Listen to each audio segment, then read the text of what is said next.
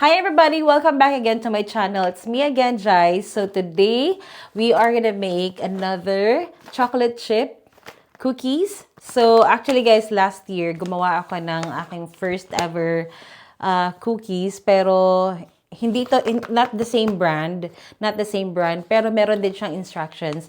Kasi hindi naman ako hindi naman ako expert sa mga cookies and baking or pastries like that. So I will just gonna follow the instructions here. So those people, those women that doesn't know how to bake, madali lang yan guys. Basta you know how to follow the instructions and practice makes perfect lang naman talaga. So gagawin natin to in a very easy way. Yeah, kasi meron siyang preparation time sa oven, 10 minutes. Tapos, yung baking time niya is 10 to 12 minutes. And then, dapat kailangan meron tayo yung tray, which is I have tray here that I will be using. Actually, I need a new tray. Medyo, tawag dito, hindi talaga siya maganda na quality. So, gusto ko, bibili ako ng bago kong tray. So, yan. Here, meron din, ano pa ba? Paper pala. Kailangan ko pala ng baking paper. So, meron ako ditong baking paper. There. Ito na yung aking baking paper. Ilalagay ko muna. Hahatiin ko na siya. Guguntingin ko na siya. Para ilagay sa ating tawag nito. Tray. Sige. Ganyan ko lang guys. Para makita nyo. So, dito tayo. Ay, makikita nyo ba ako? Here. Ayan. So, dito na yung gagawin natin. Ano pala nito? Nakakawala ng, ano ba yung tawag na? Boredom. Right. So, I have the tray already. And then, I will need this one and this one. Plus, I will also need the big spoon. Kasi sabi dito sa instructions, madali lang naman daw talaga ito. Nagawa ko na siya last year, guys. Kaya, yun nga lang, hindi naman ganun. Ayan, ito na yung aking. So, this is my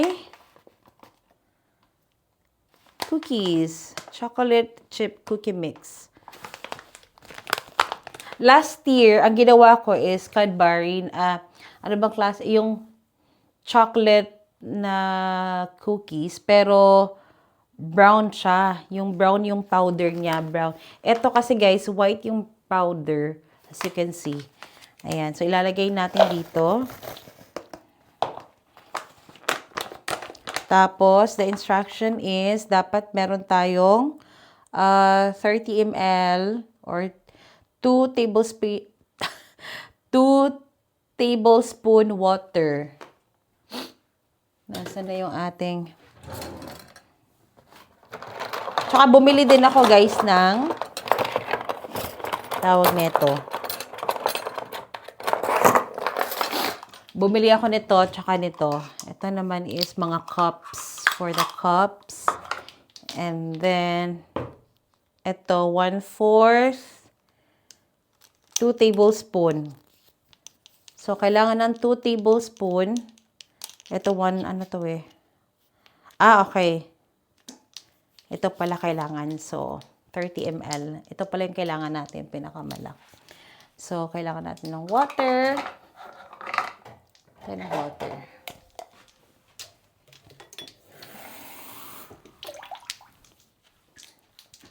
Two tablespoon. So, 1, 2. Ayan. So, yun nakalagay dito. 2 tablespoon. Ano pa ba? And then, with the big spoon, para hahaluin natin yan. Para maging dough.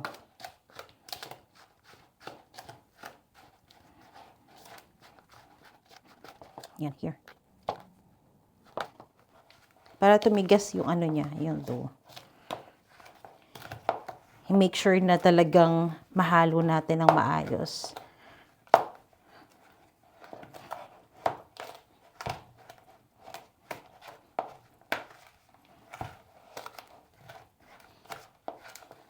Yan. Haluin natin ng maayos to guys para talagang hindi masayang yung ating gagawing cookies.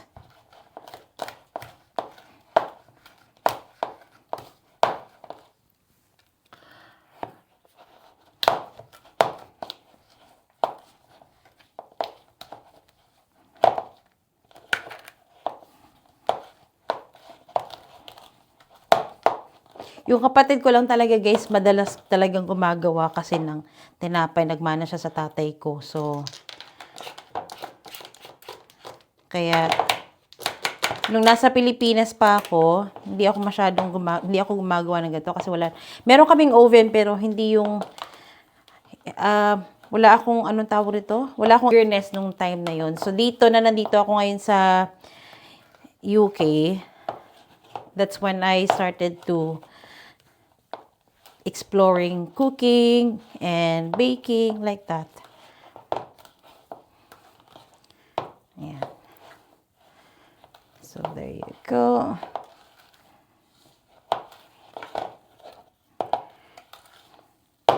Sabi, stir it for 5 minutes. So, dapat kailangan talagang ano siya, look at that. Tadan! So, kailangan talagang maano natin. Non-stick baking paper lang. So, ano nakalagay dito? Stirred cookie mix and water in a large bowl with a large spoon until you have a stiff dough. So, kailangan daw stiff na talaga siya. So, ano natin? I'll show you. There.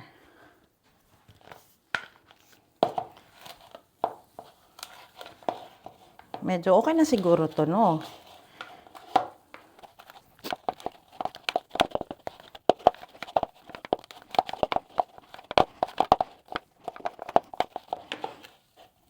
Okay, so, yes, this one is ready na, guys. Lalagay na natin to sa ating baking pan. Okay. Sakit pala sa kamay. So, hugasan ko lang yung kamay ko kasi kailangan nating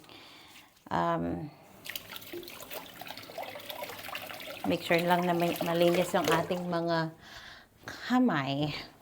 Okay. Okay. Next, ano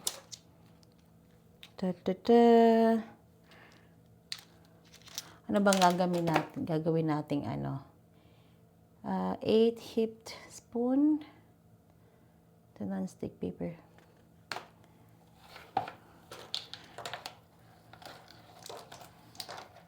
Yung ito na lang yung gagamitin ko, guys. This one na lang kasi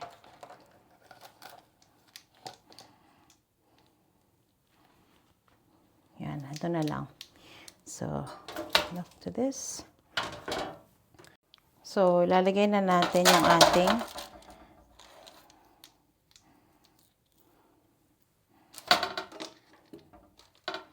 there. Siguro 8 cookies.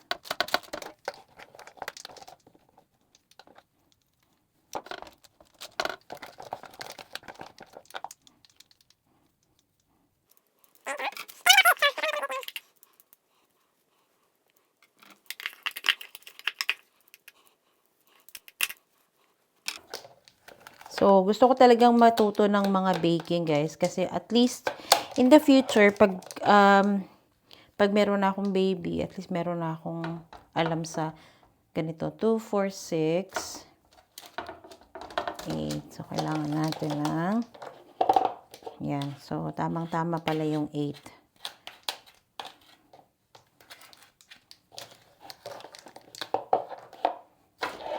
Ay!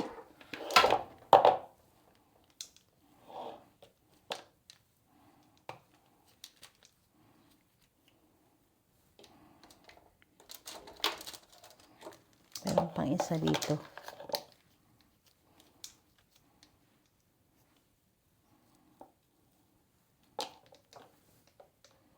Tamang-tama lang. Ganyan. Lagyan natin ng space. Space. Ayan. So, turn on natin yung oven natin.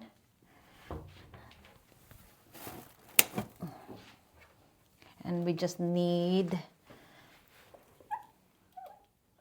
10 minutes to heat up.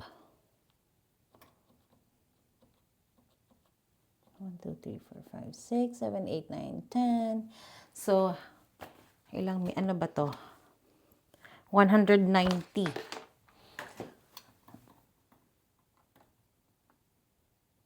There, 190. So, we'll wait, guys. Nasaan ba yun?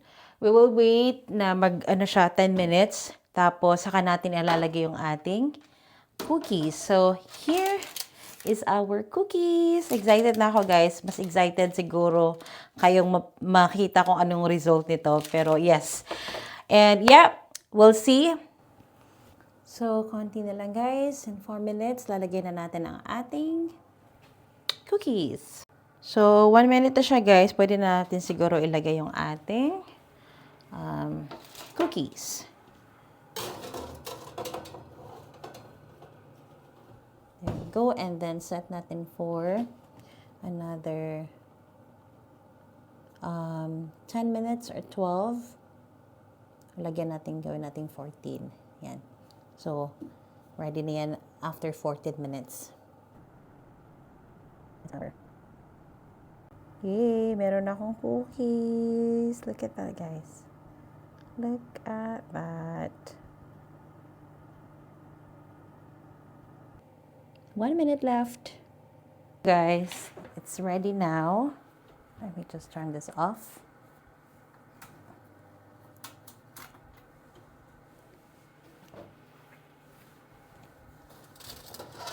Ta-da! Yay! I have now cookies. So, meron na tayong cookies. Hindi ko na kailangan pala bumili kasi kailangan ko lang bumili ng ingredients. So, there you go. So, here, guys, look. Let's try. Medyo malambot-lambot pa na siya ng konti. Pero okay na. So, kailangan pala siyang hindi muna siya tanggalin sa oven. Ito medyo matigas-tigas na siya. Ito medyo malambot pa ng konti yung gitna. Pero, ayan. Ayan. This is my cookies.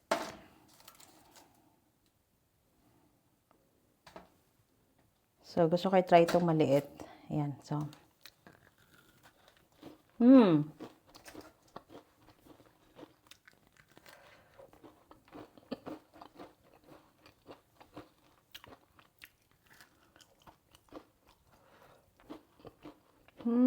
sarap.